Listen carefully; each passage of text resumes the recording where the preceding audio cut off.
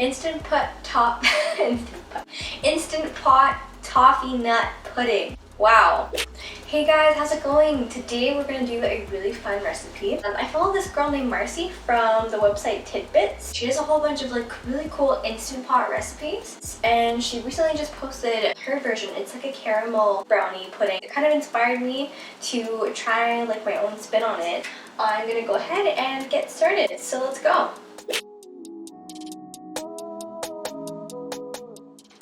So I've got a 1/4 cup of butter in my little saucepan here, and I'm going to go ahead and put it on kind of like medium-high heat so that it kind of starts melting a bit. Okay, so now our butter is nicely melting, and I've got just a little splash of water, maybe like a tablespoon of water or so. I'm going to add that to the butter along with a 1/4 cup of sugar and a dash of salt. We're going to stir our mixture over medium heat for about 10 to 15 minutes until it turns like a really nice caramel color. It should be boiling.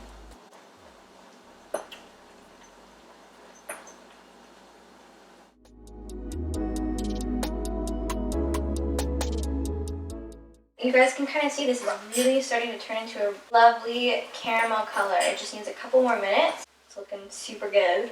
Just as a note, I'm only making a little bit of toffee because I'm just making this for 2 people, but I will link the recipe down below and you guys can multiply this recipe for as much as you guys want. I'm just gonna add a little splash of vanilla, just a little drip.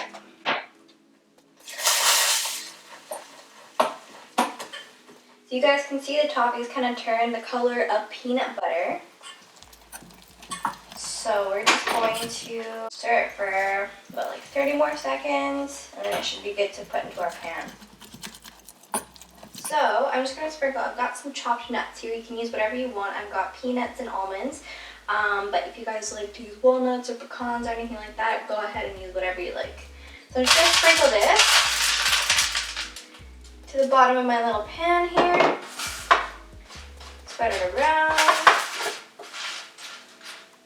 And our toffee is just going to go right on top.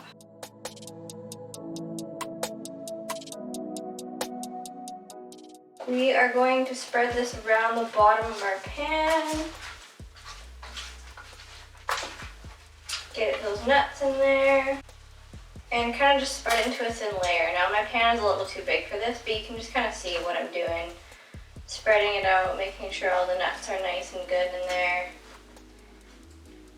Kind of get it flat so that we're able to cut it later. Okay, so I'm going to go ahead and put this in the fridge for a little bit, let it cool, and then we're going to use it later in our brownies. Okay, so now for the fun part, we're doing the brownies. So we're going to go ahead and put our dry ingredient together. We're going to start by putting our brown sugar actually into the mixing bowl, where we're going to be starting with our wet ingredients. So I've got 3/4 cup of brown sugar here. Again, I have halved this recipe, so if you want the full 13 by 9 inch like normal brownies, you can do that too, and I'm going to link that down below as well. But anyways, I'm doing 3/4 cup of brown sugar. I'm going to put this into my mixing bowl for my wet ingredients. And then I'm going to use the bowl for my dry ingredients. So here we have 3/4 cup of all-purpose flour. In there. I'm going to put in our cocoa. So we've got about 1/2 cup of cocoa in here. Put that in with our flour. I have 1/2 teaspoon of baking powder. And a pinch of salt. Okay, so that's our dry ingredients. So now for our wet ingredients, I've already put the brown sugar in our bowl here. I'm going to go ahead and put our white sugar in there. I've got 3/4 cup of that as well. So I'm going to go ahead and put that in. I've got 2 eggs.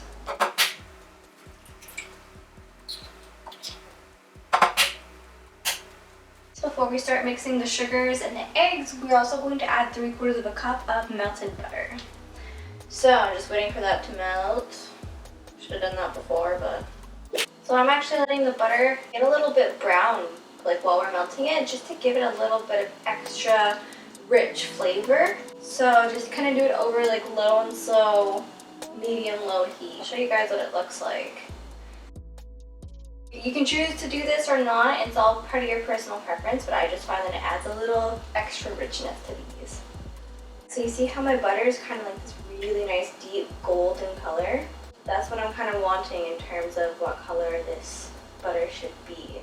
So now I'm just going to let it rest for a couple minutes, let it cool down before we put it into our eggs, because we don't want our eggs to cook.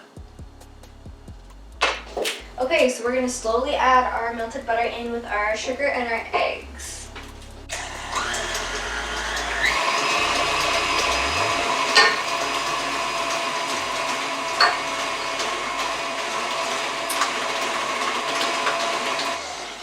Alright, so now that's nice and all combined, we're going to start adding our coffee. So I've got 1/8 of a cup of brewed coffee. Put that in there as well. And about a teaspoon of vanilla.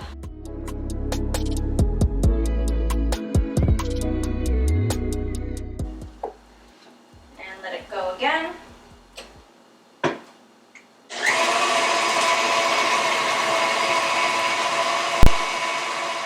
I'll just scrape down the sides.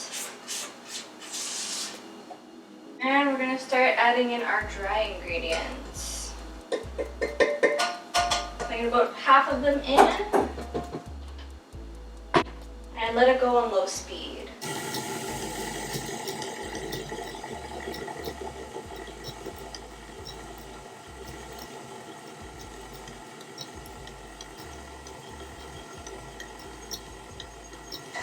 Okay, we'll add the other end half.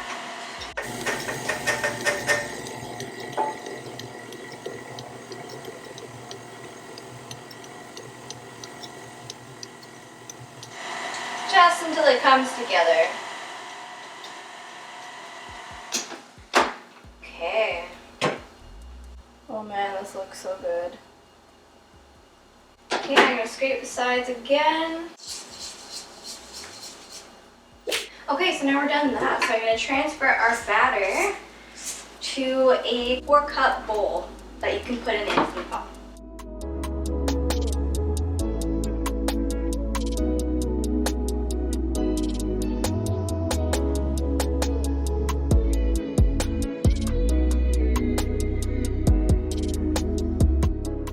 Okay, so now we've got our brownie mixture into our glass bowl. We are going to go ahead and put equal parts cocoa and brown sugar into a different bowl. The normal recipe calls for 1/4 cup of each, but I just did half of that. So I'm going to stir those together. And then I need a little bit of boiling water to put over top. I'm going to go ahead and sprinkle that on top of the brownie mixture.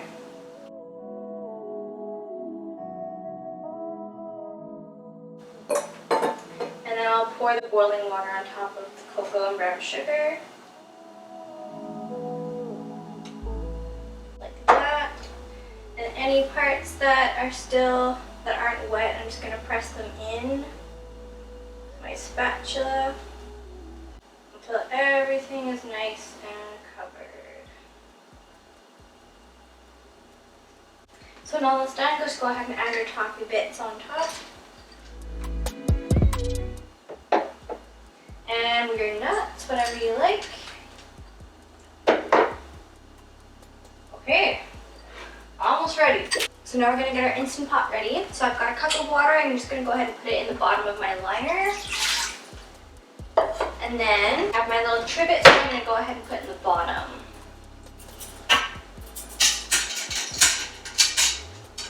So the water helps the pressure cooker come to pressure, so that, and then this is just kind of like a pot in pot method, where instead of having the liquid and all your stuff like directly inside the stainless steel liner, you put another pot inside the pot, even though this isn't a pot. Carefully put that in. And make sure that it's set to sealing. We're going to set our timer for 30 minutes on high pressure. Our timer's done. We're not going to take it out right away. We're going to let it do a natural release for about 5 minutes. See, it just went up 1 minute. This means that it's letting the pressure release naturally at this point. You can do a quick release, but in this recipe, I'm going to do that after 5 minutes have passed. Our timer is off.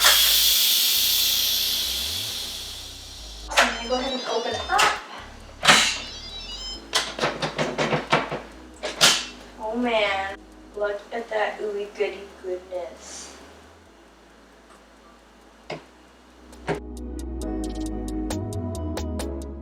Just gonna let it sit for about 10 minutes because that's gonna let the center of it thicken up a bit, so it'll be easier for us to scoop it and serve it. It's done, ready to dig in, and I'm so excited.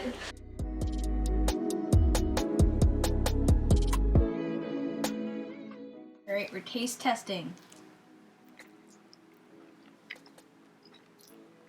Very terrible. What? I'm just kidding. It's amazing.